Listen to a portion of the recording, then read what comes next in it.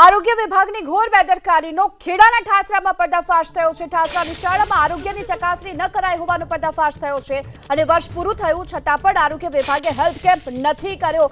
આરોપ લાગી રહ્યો છે। રજૂઆત કરવા જતા ડોક્ટરે ગેરવર્તન કર્યાનો પણ શિક્ષિકાએ આરોપ લગાવ્યો છે। ડોક્ટરે ગેરવર્તન કર્યાના શાળાએ સીસીટીવી ફૂટેજ પણ જાહેર કર્યા। તેની સાથોસાથ જે મગલ ભુલાના મુવાડા પ્રાથમિક શાળાના શિક્ષિકાએ જે આરોપ લગાવ્યો છે, આરોપથી અત્યારે ખળભળાટ મચી ગયો છે, કારણ કે અહીં વિદ્યાર્થીઓના આરોગ્યની ચકાસણી જ કરવામાં નથી આવી। જ્યારે રજૂઆત કરાઈ તો ઉદ્ધતાએ ભર્યું વર્તન કરવામાં આવ્યું છે। વર્ષ પૂરું થઈ ગયું છે છતાં પણ અહીં ભણતા જે વિદ્યાર્થીઓ છે તેમને આરોગ્યને લઈ કોઈ પણ જાતની હાલ ચકાસણી કરવામાં નથી આવી કે આરોગ્ય વિભાગે અહીં કોઈ પણ જાતનો હેલ્થ કેમ્પ પણ નથી યોજ્યો। રજૂઆત કરવાની સાથે જ ડોક્ટરે જો કે ગેરવર્તન કર્યાનો પણ શિક્ષિકાએ આરોપ લગાવ્યો। સીસીટીવી ફૂટેજ પણ જાહેર કર્યા છે।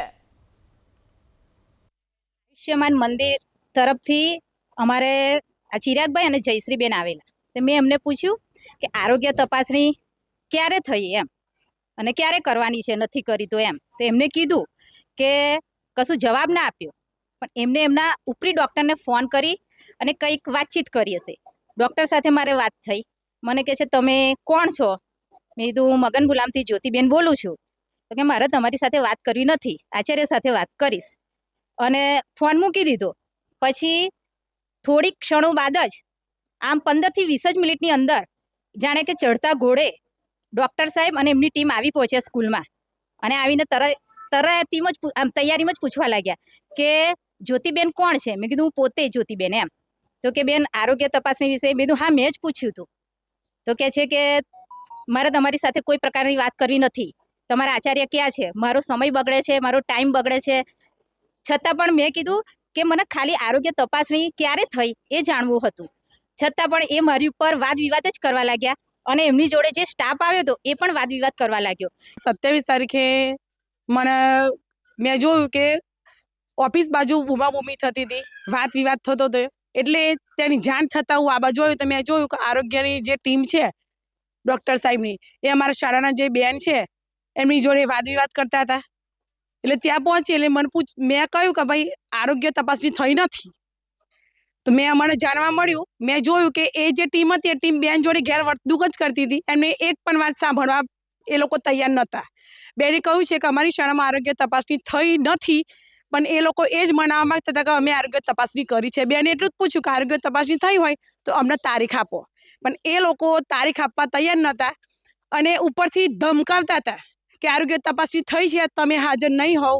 સુરતવાળા બેન હતા, એ વખતે આરોગ્ય તપાસણી થઈ છે।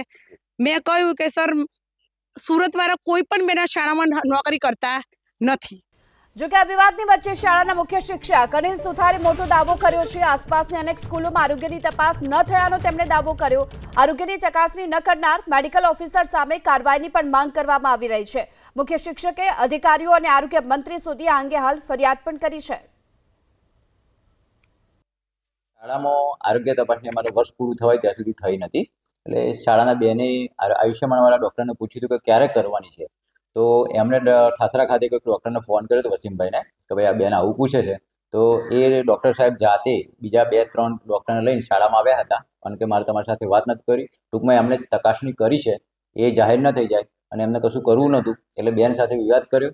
પછી મારા આવ્યા પછી મને એવું કીધું છે કે ભાઈ આપણે હવે આરોગ્ય તપાસણી કરી દઈશું એમ, પણ બહેનો સાથે ખોટી એમણે મગજમારી કરી છે। એટલે શાળા વ્યવસ્થાપન સમિતિ SMC દ્વારા અલગ અલગ જગ્યાએ ઉપલી કચેરી કલેક્ટર સાહેબને, DDO સાહેબને, જિલ્લા વિકાસ અધિકારી સાહેબને, પછી DPO સાહેબને, આરોગ્ય મંત્રી, તમામ જગ્યાએ અમે અરજી કરીને આની ફરિયાદ કરી છે। આજુબાજુની શાળામાં તપાસ કરી છે, ત્યાં પણ આરોગ્ય તપાસણી વર્ષ દરમિયાન વર્ષ પૂરું થવાયું છતાં થઈ નથી। તો ત્યાંથી પણ મને જે તે આચાર્યોએ લેટર પેડ આપ્યા છે અને મેં સબમિટ કરીને નકલ બિડાણ કરીને જે તે અધિકારીઓને પત્તા કર્યા છે।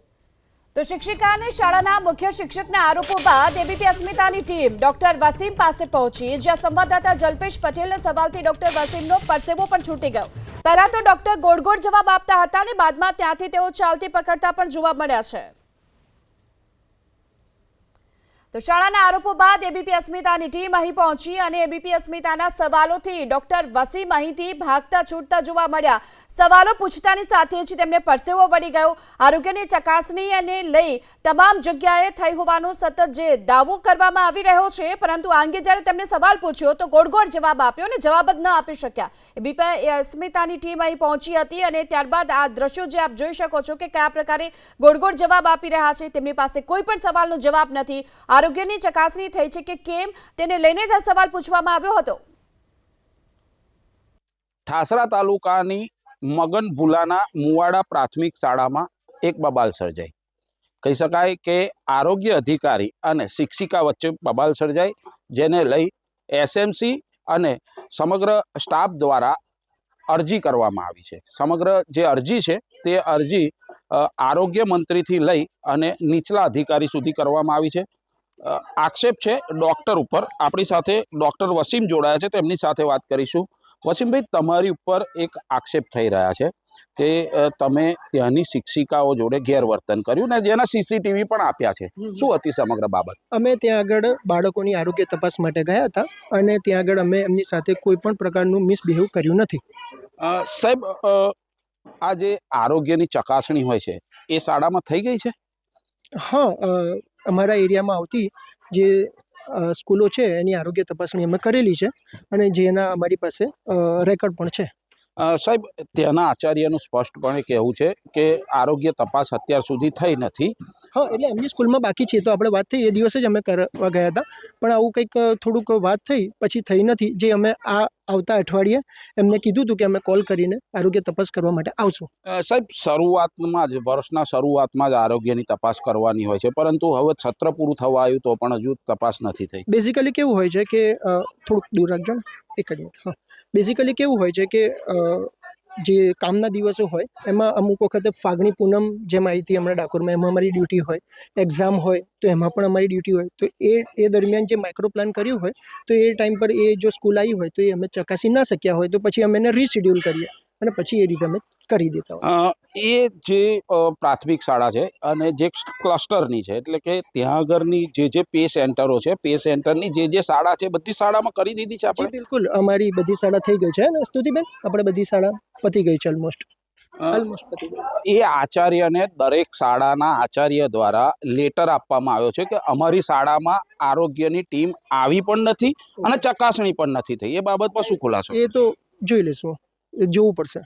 જોવું પડશે નહીં સાહેબ, તમે તમારી જ વાતથી ફરવાની વાત કરો છો, કારણ કે તમે કહો છો કે આરોગ્યની તપાસ થઈ ગઈ છે અને આચાર્ય દ્વારા કહેવામાં આવ્યું છે કે આરોગ્યની તપાસ નથી થઈ. ઓકે, આપણો જે મૂળ પ્રશ્ન હતો કે જે મેડમ જોડે મિસબિહેવની વાત છે તો એ વસ્તુ તો થઈ નથી. તમે અમારા ફાર્મસી સાથે વાત. સાહેબ, મારે તમારી સાથે જ વાત કરવી છે. સાહેબ, મને ખાલી એટલું કહો કે આરોગ્યની તપાસ થઈ છે કે નહીં? આખી ટીમ ગઈ હતી, મારી વાત સાંભળો, આખી ટીમ ગઈ હતી, બધાનું વાત કરો. તમે મારા એકલાની વાત કેમ કરો? હું સાહેબ, તમે જવાબદાર અધિકારી છો, આરોગ્યની અધિકારી પણ છે. કઈ વાંધો નહીં, પણ સાહેબ તમારી ઉપર ગંભીર આક્ષેપ છે. ખાલી અરજીમાં તમારું નામ લખવામાં આવ્યું છે, નહીં કે બેનનું. આરોગ્યની તપાસ થઈ છે કે કેમ? મગન ભુલામાં નથી થઈ અને બીજી બધી શાળાઓમાં થઈ છે. એ લોકો જે આચાર્ય છે તે લોકો તો ના પાડી રહ્યા છે. મારી પાસે માહિતી છે, આપશો.